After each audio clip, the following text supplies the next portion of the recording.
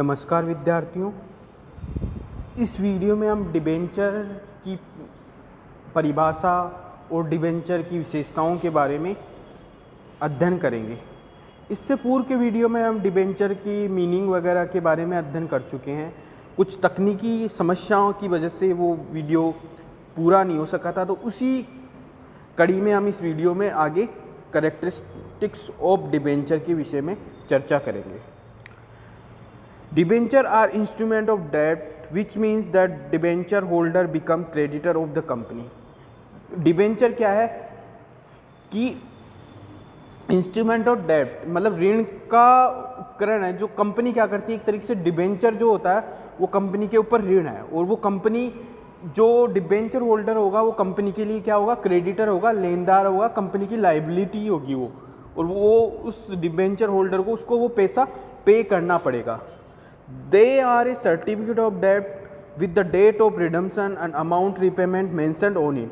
जो भी वो सर्टिफिकेट होगा उसमें क्या होगा, डेट ऑफ रिडम्पशन लिखा हुआ होगा, अमाउंट जो रीपेमेंट पे जो अमाउंट होगी वो भी उसमें मेंशन होगी, इंटरेस्ट रेट मेंशन होगी, और ब्याज का भुगतान किस प्रकार से किया जाना है वो भी उसमें मेंशन होगा। This certificate issued under the company seal and is known as a debenture deed. Debentures have a fixed rate of interest. Debenture क्या होगा, मैंने बताया आपको कि जब आप जनरल एंट्रीज करेंगे तो उस पर लिखा हुआ आएगा 8% डिबेंचर, 10% डिबेंचर, 12% डिबेंचर, तो वो क्या होती है, रेट ऑफ इंटरेस्ट होती है। And such interest amount is payable yearly और half yearly. Debenture holder do not get any voting rights. मैंने बताया वोटिंग राइट्स किसको होता है, इक्विटी शेयर होल्डर को। This is because they are not instruments of equity, क्योंकि ये क्या होगा, ओनली इक्विटी होल्डर को क्या होता है, वोटिंग राइट होता है। So debenture holder are not owner of the company, only creditor. ये आपको ध्यान रखना है, ये प्रतियोगिता परीक्षाओं की दृष्टि से भी महत्वपूर्ण है कि एक डिबेंचर होल्डर होता है वो कंपनी का ओनर नहीं होता है, वो ओनली क्या है, क्रेडिटर होता है। The interest payable to these debenture holder is a charge against the profit of the company, so these payment have to be made even in case of loss। कि यदि कंपनी को यदि loss हो रहा है तो भी क्या करना पड़ेगा, जो डिबेंचर होल्डर है उसको इंटरेस्ट पे करना पड़ेगा। ठीक है,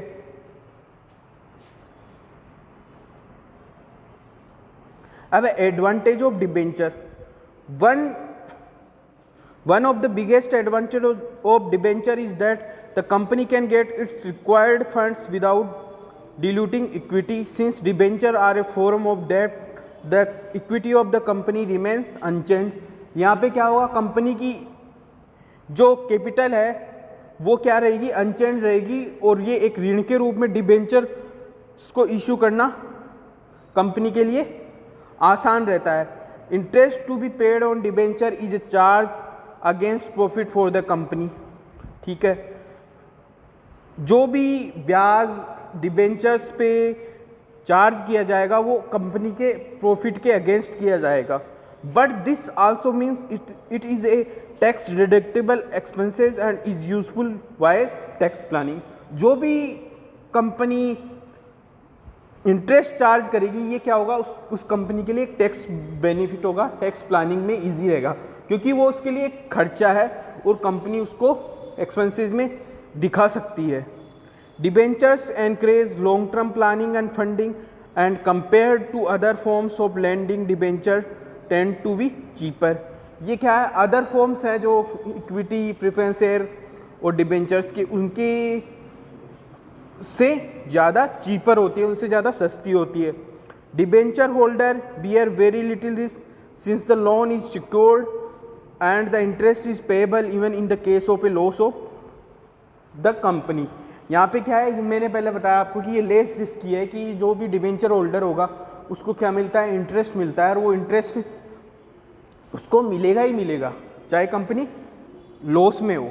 eight the time of inflation debenture are the preferred instrument to raise funds since they have a fixed rate of interest. कि इन्फ्लेशन के समय में भी क्या होता है, डिबेंचर्स को प्रायोरिटी दी जाती है कि फंड को रेज करने के लिए, क्योंकि इन पे क्या हो, एक फिक्स्ड इंटरेस्ट क्या होता है, चार्ज होता है, तो उससे इन्फ्लेशन बेनिफिट भी प्राप्त होता है। अब आता है disadvantage of debentures. The interest payable to debenture holder is a financial burden for the company, it is payable even in the event of a loss. अभी होता क्या है, इक्विटी शेयर होल्डर को क्या होगा, यदि मान लीजिए कंपनी लॉस में है तो उस शेयर की जो फेस वैल्यू है वो मार्केट के हिसाब से क्या हो जाएगी, कम हो जाएगी और उसको कम भुगतान करना पड़ेगा। लेकिन डिबेंचर्स के केस में ऐसा नहीं होगा।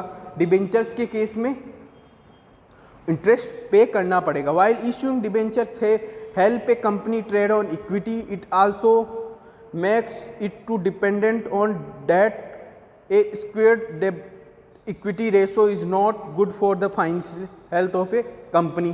Redemption of debenture is a significant cash outflow for the company which can imbalance its liquidity. अब मान लीजिए कि जब डिबेंचर्स का रिडम्पशन होगा तो एकाएक क्या होगा, कंपनी के पास कैश आउटफ्लो तो बढ़ जाएगा और लिक्विडिटी की कमी आ जाएगी। During a depression when profits are declining debentures can prove to be very expensive due to their fixed interest rate. कि होता क्या है कि कंपनी के पास यदि डिप्रेशन की सिचुएशन में लिक्विडिटी कम है और उसको इंटरेस्ट पे करना है तो कंपनी के लिए समस्या रहेगी कि उसको किस प्रकार से भुगतान करना पड़ेगा। अब आता है types of debentures. There are various type of debenture that a company can issue based on security, tenure, convertibility. Let us take a look at some of these types. अब यहाँ पे क्या है, सिक्योरिटी के हिसाब से, अवधि के हिसाब से, परिवर्तनशीलता के हिसाब से तो अलग अलग शेयर्स को अलग अलग भागों में बांटा, वो डिबेंचर्स को अलग अलग भागों में बांटा जाएगा। अब यहाँ पे आता है सिक्योर्ड डिबेंचर। अब सिक्योर्ड डिबेंचर्स के अगेंस्ट क्या आएगा, unsecured debenture. There are debentures that are secured against an assets of the company. This means a charge is created on such an assets in case of default in repayment such debentures. So in case the company does not have enough funds to repay such debentures, the said assets will be sold to pay such a loan. The charge may be fixed against a specific assets floating against all of assets. अब secured में क्या होगा, secured में मतलब ये है कि यदि कंपनी के पास पर्याप्त बैलेंस नहीं है, पर्याप्त प्रॉफिट नहीं है तो क्या होगा, कंपनी की जो भी असेट्स हैं उनको बेचकर भी उस डिबेंचर्स का भुगतान करना पड़ेगा कंपनी को। Unsecured debentures, they are not secured by any charge against the assets of a company, neither fixed nor floating. Normally such kinds of debentures are not issued by a company in India. Unsecured का मतलब होता है कि जो बिल्कुल भी secure नहीं, यदि मान लीजिए कंपनी के पास कुछ भी नहीं बचता तो वो भुगतान नहीं हो पाएगा। अब आता है रिडीमेबल डिबेंचर्स। ठीक है, these debentures are payable at the expiry of their term.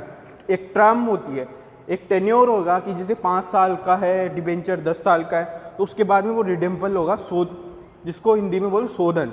ठीक है, तो which means at the end of a specific period they are payable either in the lump sum or in installment over a time period. Such debenture can be redeemable at par, premium or at a discount. अब आता है irredeemable debenture. Such debentures are perpetual in nature. There is no fixed date at which they become payable. They are redeemable when the company goes into the liquidation process. They can be redeemable after an unspecified long term interval. वो उनका क्या होगा, एक time period fix नहीं होता, ये at the time of liquidation क्या होगा, रिडम्बल होंगे, या specific long term time period के बाद में ये होगा redeemable. Fully convertible debentures, these shares can be converted to equity share at the option of debenture holder. So if he wishes, then after a specified time interval all his shares will be converted to equity shares. He will become a shareholder. Convertible debenture का मतलब हो गया कि एक debenture को एक specific time के पश्चात क्या होगा, शेयर में उसकी वैल्यू के हिसाब से उतने शेयर में कन्वर्ट करवाया जा सकता है। Partly convertible debentures, here the holders of such debentures are given the option to partially converted their debenture to share. If he opt for the conversation, he will be both a creditor और a share holder of a company. मतलब partly क्या उसको payment हो सकता है और partly वो क्या करवा सकता है, कन्वर्ट करवा सकता है डिबेंचर्स को शेयर में. Non convertible debenture, as the name suggest such debentures do not have an option to be converted to share और any kind of equity. These debentures will remain so till their maturity. No conversion will take place. No conversion will take place. These are the most common type of debentures. कि वो क्या होगा at the end of मतलब redemption या maturity पे क्या होगा कि उनका भुगतान होगा, वो कन्वर्टिबल नहीं होंगे. तो इस प्रकार से ये डिबेंचर्स का मीनिंग क्या होता है, डिबेंचर की कैरेक्टरिस्टिक्स क्या है, डिबेंचर्स के एडवांटेज क्या हैं, डिबेंचर्स के डिसएडवांटेज क्या हैं और डिबेंचर्स के क्या क्या टाइप्स हैं, उसके विषय में हमने इस वीडियो के माध्यम से जाना. और यहाँ पे मैं अकाउंटिंग ट्रीटमेंट के बारे में आपको फिर से बताना चाहता हूँ कि जिस प्रकार से इक्विटी शेयर का और प्रेफरेंस शेयर का अकाउंटिंग ट्रीटमेंट होता है, उसी प्रकार से यहाँ पे डिबेंचर्स का अकाउंटिंग ट्रीटमेंट होगा. थोड़ा बहुत परिवर्तन होगा उसमें. वहाँ पे क्या होगा कि शेयर कैपिटल जहाँ लिखते थे वहाँ डिबेंचर वर्ड आएगा, बाकी लगभग सेम सा रहेगा. धन्यवाद.